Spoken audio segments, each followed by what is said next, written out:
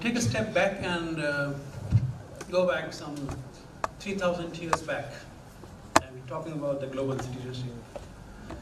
This one scriptures, Maha-Upanishad, something in the range of 2,500, 3,000 years, talked about what we call and cite Vasudhaiva Kutumbakam. World is one family. And that was conceptualized when I think there were not so many challenges as we have today in 21st century. I would also like to draw your attentions to our Bangla poet, Rabindranath Tagore, on the Vasudhaiva Kutumbakam, when he composed this poetry for Gitanjali, where mind is without fear and the head is held high, where knowledge is free, where world is not broken up into fragments by narrow domestic walls. Into that heaven of freedom, my father, let my country awake.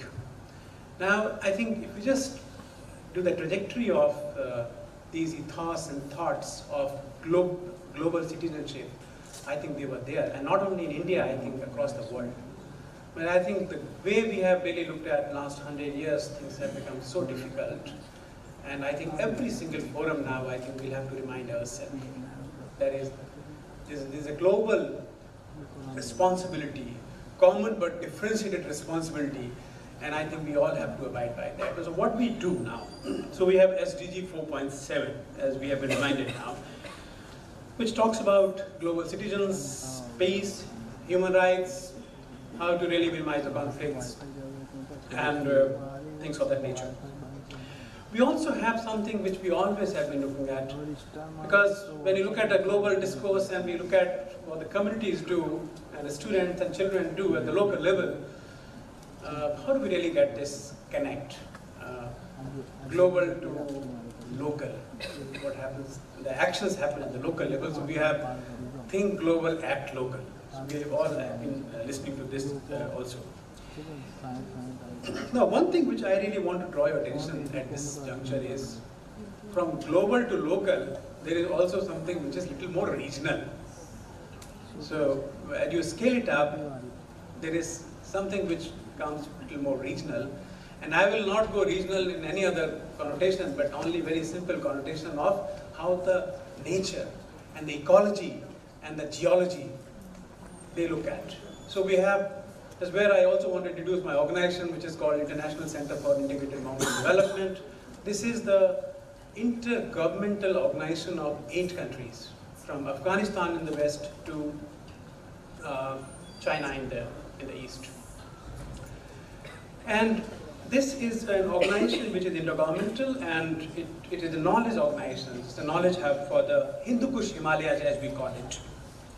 About 210 million people, they inhabit this area. But if you look at how it really impacts or get impacted, you have 10 major rivers which originate here. So that means it services about 1.3 billion people, upstream, downstream. So if you look at east to west, it is about 760,000 square kilometers, which is between these 8 countries. And about 160,000 square kilometers is only glaciers. Only glaciers.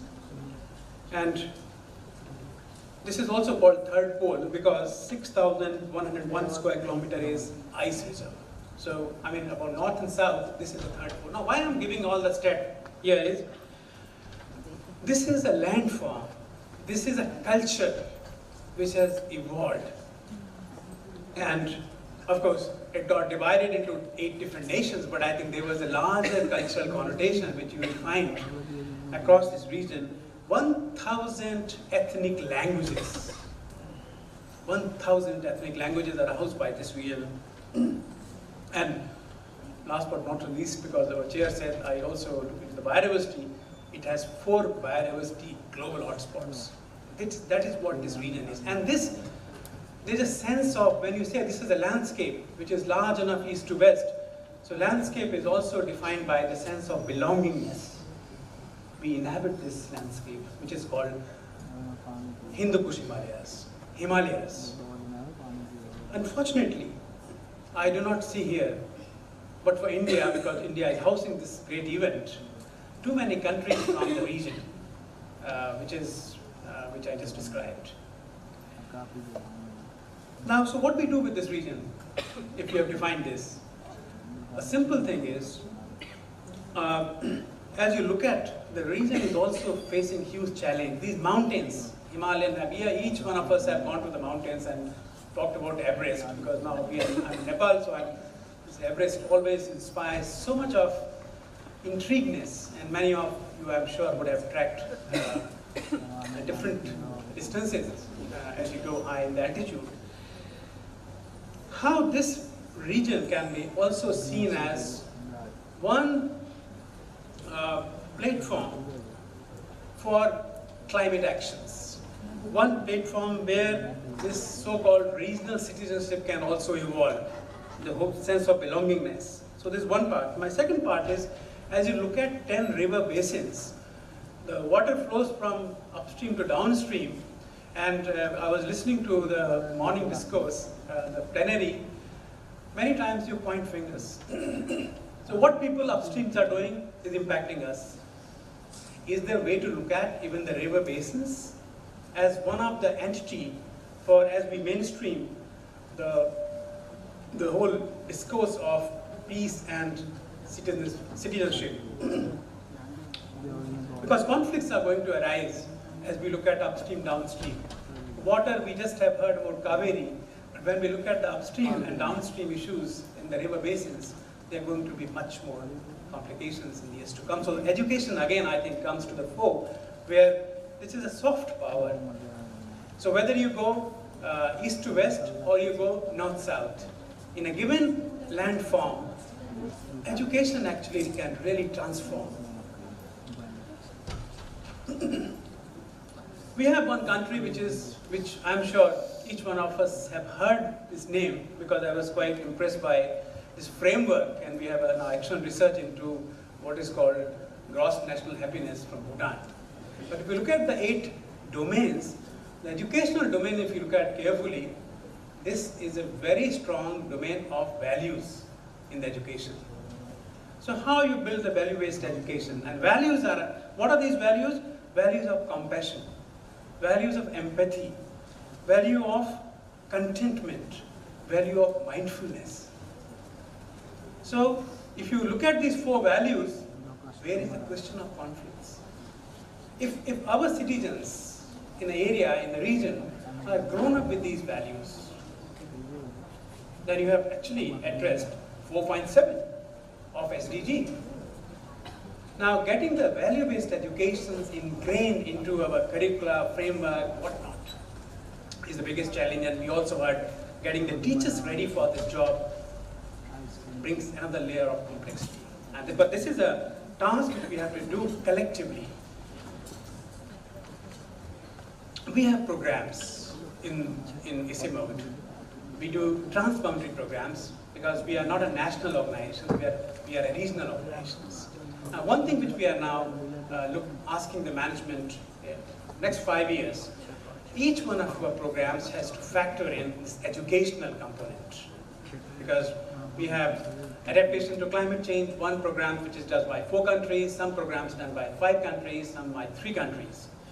We have transboundary biodiversity conservation and livelihood landscapes, again 3 to 4 countries, Kailash sacred landscape, India, China and Nepal, Karakoram, Pamir, Pakistan, China, Afghanistan.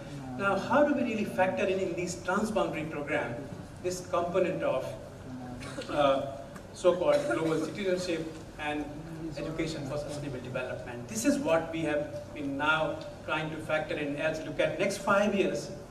These, our own programs must factor this in. But I also want this. I think there should be recognition of this. The recognition of the regional institutions and the regional processes. And if you look at not only 8 countries forming a region in Himalayas, but also if you look at within the country, if you look at India, you have Center for Environmental Education Himalayas, but you also have the Western Ghat, and each of these landforms actually brings its own challenges. And there is a sense of holding it together also, because this is also, when you look at the Western Guard, they'll also say we believe in Western Guard. And it's so unique because many things have actually evolved together. How do we factor in this particular part of discourse into our global discourse and global negotiations? So I think I really want to use this platform to, just one also I think insight I got was, there was this book which is available now outside.